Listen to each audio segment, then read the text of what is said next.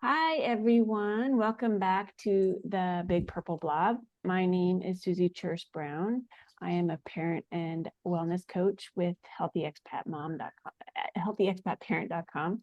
Remember my own website. I am here today with two very special people, and we are continuing our recording from a couple weeks ago talking about mammograms. I am here again with Katie, our guest from last time, one of our former blobbers. And today we are joined by Jennie. Would you two like to introduce yourselves? Sure, I'll start. I'm Katie Fowle. I tutor expat kids with dyslexia and ADHD with our tutoring company, Global Village Tutors.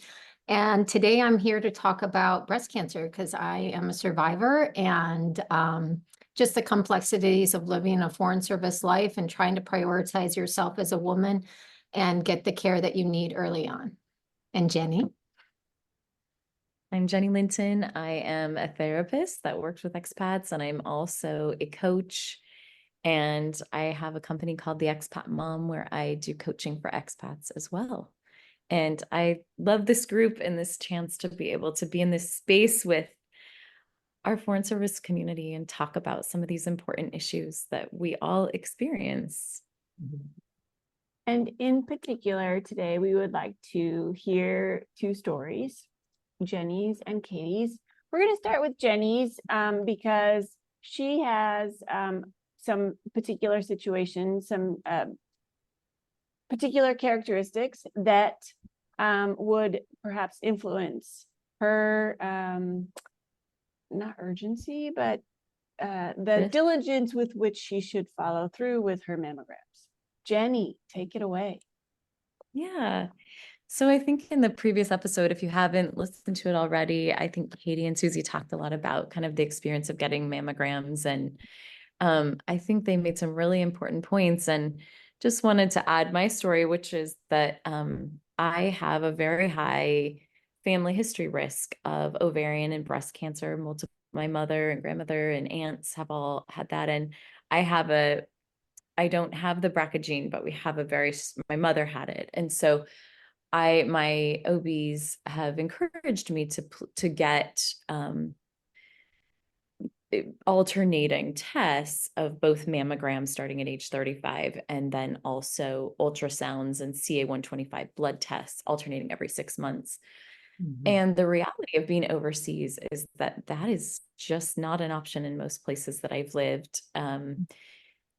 There just isn't that resource to be able to do that, or to do that reliably. And one of the things that I found when we were living in China, for example, they did have the capability to do mammograms. So I got a couple of mammograms and they came back showing they were extra dense. And my provider said, "Oh, everybody's comes back dense. Don't even worry about it." So I didn't. I thought, "Oh, great, I'm good to go." And a year later, when I was back in the United States, I did one at a local clinic in Virginia. And they said, "Wow, you have some density and you need to be in here, and you need to be in here in like 2 days. You need to get it right away." And so I was able to go back in, and it actually ended up that I was okay. But I think it highlighted to me the fact that, as I think you guys alluded to in the past episode, that sometimes overseas you can get those false positives or those false negatives. And we can either be falsely reassured or falsely concerned. And so just, I think, underscoring what you all suggested, which is getting that care, that continuity of care from the same place. And if you can, and I think what I found interesting, even with my strong family history, I know what I need to be doing. I'm wanting to do that. But the reality of it is, when we go back, I'm worried about seeing grandparents and getting this daughter to camp and getting this other daughter to get her driver's license and seeing colleges. And that is often not top of mind. And as I'm sitting here recording this episode, I'm thinking, wow, I haven't even gotten a mammogram for a couple of years, and I should be getting these yearly. So I think it's just good for all of us to kind of take stock of what is our own health risk profile, whether it's with mammograms, whether it's with other things. And how are we prioritizing that? And what does that look like on a yearly basis or semi-yearly? I know with midlife, we start to get into colonoscopies and all these other things. So I think just recognizing this is important and needs to be prioritized. 100%.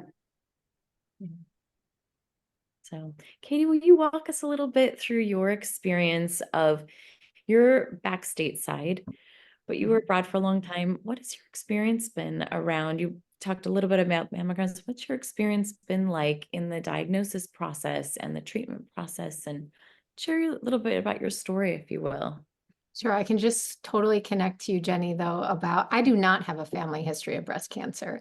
But I'm also someone that oftentimes, if we were between posts, I wouldn't be prioritizing my appointments. I'd be prioritizing my kids' appointments or seeing family and kind of putting my health.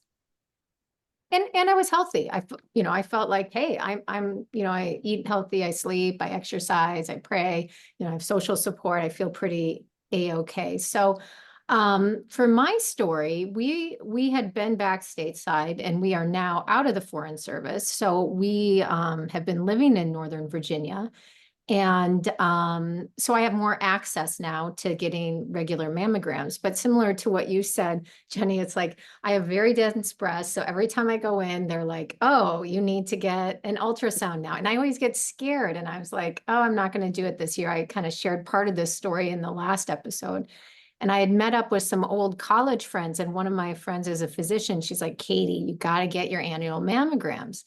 And so in January, of this past year, I went in and like same kind of thing. They do the ultra fancy mammogram. So because of my dense breasts and, I get the letter and I think the letter would be hard too, if you're in the Foreign Service and you're between posts, because oftentimes they're communicating this through a letter rather than a text or a phone call when you need to do that follow-up. Has that been you guys' experience as well?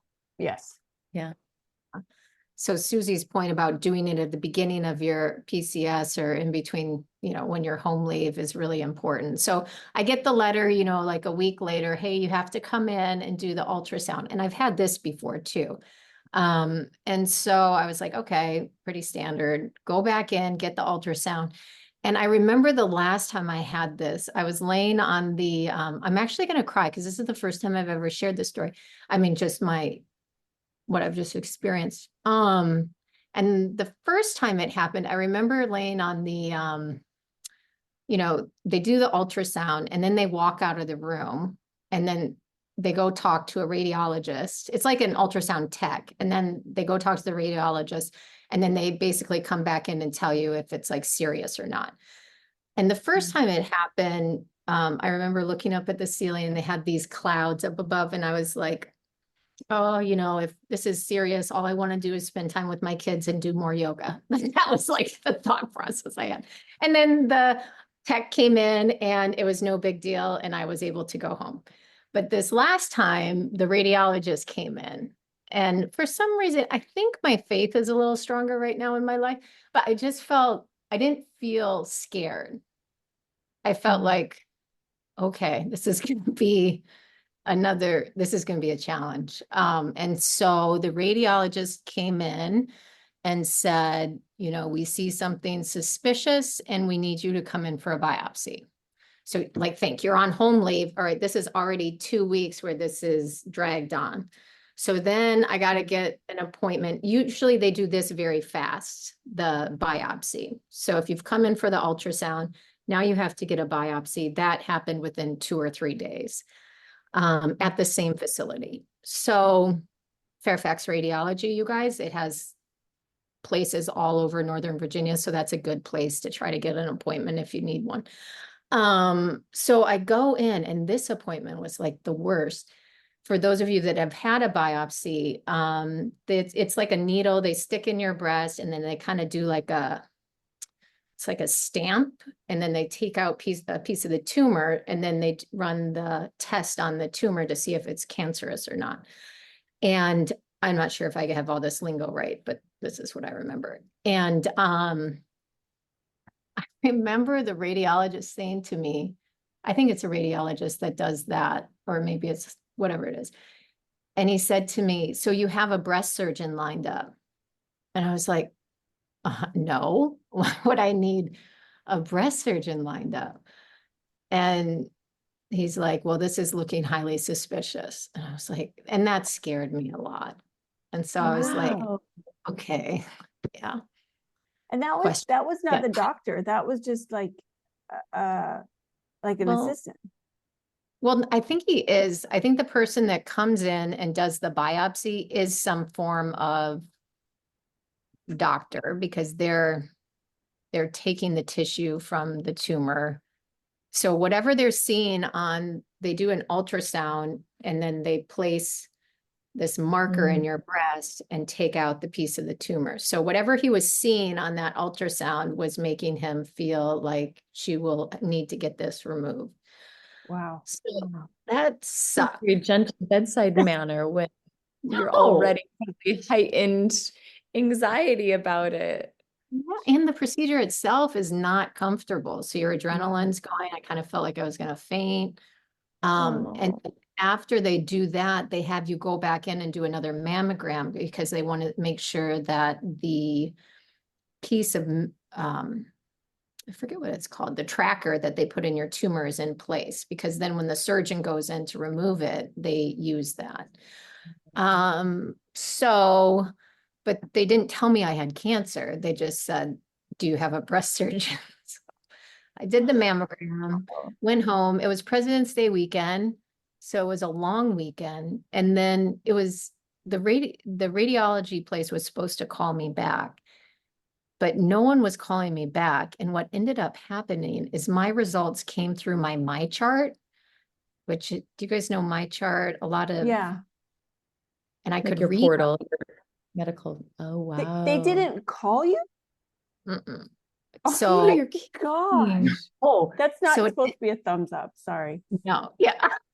Oh, no. So then it ended up that I went through my OB, like my gynecologist, and she was the one that confirmed it. Because at this point, you guys, you don't have your team in place. You don't have your breast surgeon, you don't have your No. oncologist. You're kind of like in this limbo world. And as a foreign service family coming back, doing all this on home leave, this would be really, really You challenging. may not even have a medical team. Yeah. Yeah. No. And the time constraint, like, should I leave? Should I stay? I don't really know what's happening yet, because no one's telling me I have cancer. But they're like making me scared. And so then it was my OBGYN that read the report that came in from the biopsy that they did on the tumor and said, yes, you have cancer. So then she was the one that gave me the list based on my insurance of breast surgeons. So that's your next step then. So then you have to find a breast surgeon. I'm sorry. So- You have to find your own breast surgeon? Well, yeah, because they don't all work together. Once you have your Oh my breast surgeon, though, the gosh. oncologist that does the medicine or the chemo or whatever you need, they're all linked up. But when you're moving from not having cancer to having cancer, that's You have to not, enter a new network. yeah, Wow. Wow. yeah. So Dr. Feldman is amazing. She's like superstar breast surgeon. You need one. She's so amazing. So then you go get your appointment with your breast surgeon and you get that right away. So then you go into your breast surgeon appointment. I would say this is all happening within 2 weeks now. And my daughter was at the state, it was February, she was having her state wrestling competition. And, as a family, my husband and I decided during all of this, because there's so much uncertainty. It's like, do you tell your kids? Do you not tell your kids? And so we decided not to tell the girls what was going on until we knew definite information, because we didn't want them to worry, because there was nothing to worry about until we knew what was going on. And that's hard for me. I'm a pretty, sharing person, but I just kept in my mind, this is harmful to them if they hear this without knowing, it would just cause worry. So went to the breast surgeon meeting and, well, actually at that point we did know I had cancer. We could have told the girls, but we wanted to wait until after Rhea's wrestling competition. That was The timing was important. yes. Yeah. And so then what happens when you go to the breast surgeon, that's where you really find out a lot of information about the type of cancer you have, about the different options. And the type of cancer I have is the most common, ductal invasive carcinoma. And they also are able to tell the stage of the cancer, the approximate size of the tumor. And so, yeah, at that, is it okay that I just keep rambling? I feel like I'm just Yes. rambling. Okay. Just great. ramble. All right. So breast surgeon tells me, you have stage 1 cancer. It's invasive ductal carcinoma. And it's the most common kind. You caught it early. And these are your options. And so, I have friends that have triple negative breast cancer, and that's one of the worst kinds of breast cancer you can have, because at this point, it's a matter of, do you do chemo first to try to reduce the tumor size? And then you do the next stage, or can they go directly to either a mastectomy or a lumpectomy and radiation? But for certain types of breast cancer, they start with chemo right away to try to kill or reduce the tumor. Because it's so interesting. big. Because it's so big and the type of cancer it is. Because there's different types of breast cancer, different Right. severities too. So I was fortunate that, number one, I caught it early. My tumor was, 1 centimeter, and the staging for it was stage 1. So like stage 3, stage 4 is very serious. So my options were to do radiation and a lumpectomy, or to do a single mastectomy. And so I chose to do the mastectomy with reconstruction because insurance covers reconstruction. And yeah, my husband was like crying, bawling. Dr. Feldman was so funny. She's like, oh, you're having a really hard time. You're worried that you might have to raise those teenage daughters by yourself. Wow. Wow. But she was so cool that it was like totally fine, Yeah. But yeah, and then once we had that decision made, then and Rhea finished her wrestling, we have a ritual where we meditate every morning and say something we're grateful for. And so we brought the girls around us and we just said, sorry.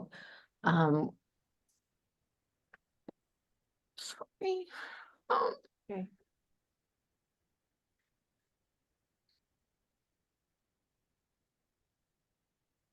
It's still so weird because I have cancer, and I've really been lucky because I caught it so early in my type of cancer. I haven't had to have chemo, but it's still pretty life-changing. And it's pretty shocking. Yeah. It's a lot to go And to through. have to tell your children. And to have to tell your children. And so my husband did great. I did great. I was bawling my head off. They were scared, but we just gave them the facts. We gave them the facts. Mommy has breast cancer. We have a surgery plan. That's the first step. And just gave them the facts and let them ask questions. And if we didn't know something, we said we didn't know, and we would, find that out. And we called on our support system. Ben and I are really lucky because we have a really strong family, extended family. So we told them ahead of time, and just so the girls could reach out to whoever, their people were that really, that web of relationships that we surround our kids with. We told their teachers at school too. Actually, not allowed, but Rhea's in high school, so she wanted to tell the teacher she felt most comfortable with. And then Manya, I told her guidance counselor at school. And, I think they just wanted to touch base with those people that they trusted rather than having people come and ask them a lot of questions. So, Right.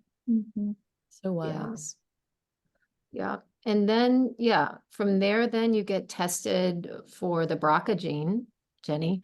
So at that point, if you do have the BRCA gene, then I might have had a double mastectomy rather than a single because my risk of reoccurrence would have been higher. So that's another waiting game because you have the genetic testing, you hear, okay, do you have the BRCA gene? No. Okay, so I'm still going to just have a single mastectomy. If it had come back, I'll have the I do, then they would have done the double mastectomy. So, yep, had the surgery. My husband was wonderful with the drains. Any of you out there who have had breast cancer, you know about the drains.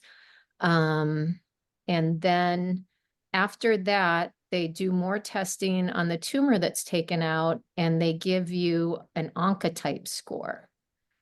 An oncotype score also has the ability to tell the oncologist like how aggressive this cancer is and the likelihood of it returning or that it's spread. And the oncotype score is very important because it will tell you if you're going to have chemo too, like after your surgery. And so again, I was very fortunate. I had a low oncotype score, and the type of breast cancer I have is hormone receptive positive. So my course of treatment now is 5 years of tamoxifen, which just takes away the estrogen, which was feeding my tumor in my body. And I forgot the MRI. You have to get an MRI in there before your surgery too, to see as another test. So yeah, and I was just really fortunate. I relied on my family, my prayer, and just feel so grateful every day to have my health, which is kind of scary when you are used to being pretty healthy and then and you are healthy. I am healthy. It's just you have to deal with something that you never thought you would have to deal with. So that's And kind in of my A such little an bit of an existential such an shakeup urgent of like, way. wow. Yeah. Yeah, you can't avoid it. Like that's kind of my go-to behavior. Sometimes I've really had to learn how to not do, but you can't avoid it. You have to go to those doctor's appointments. Yeah. No, Yeah. it's such a good. So the take home message here, friends, is that these tests are important and your health is important and you need to prioritize them. And, if you aren't going stateside, then do your tests at posts. And if there's anything that comes up that is even remotely curious or questionable or just off, Follow up. yes, follow up. I mean, I've been super lucky. I guess we all fall into this category that we've all been super lucky. You caught your cancer early, although then had to endure the treatment process. Jennie, you've been lucky that you have not, knock on wood, had any ugly tests or situations, but like we wouldn't know if we didn't have these tests as regularly as we do. And they're no fun. Like nobody ever does a mammogram because it's fun. But they really are important. Yeah. Thank you for sharing your story, Katie. I know that's tender, and thank you for being willing to share that.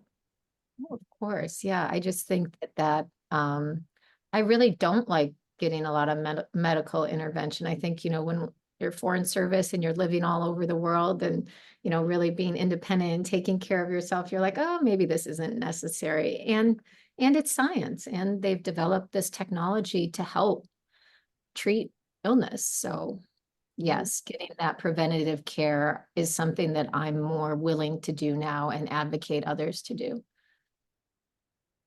Yeah. Well, Sounds like I hopefully made a big- everyone who's heard your story will also agree and find motivation to make those appointments for themselves with their referral letter. If you all remember from episode 1, make sure you get your referral letter from your care provider. Thank you all for listening. Thank you, Katie, for telling your story. Thank you, Jennie, for telling your story. And hopefully we will hear continued good stories from both of you. And we will have another podcast for you next week. Thank you for joining us. Thanks. Bye.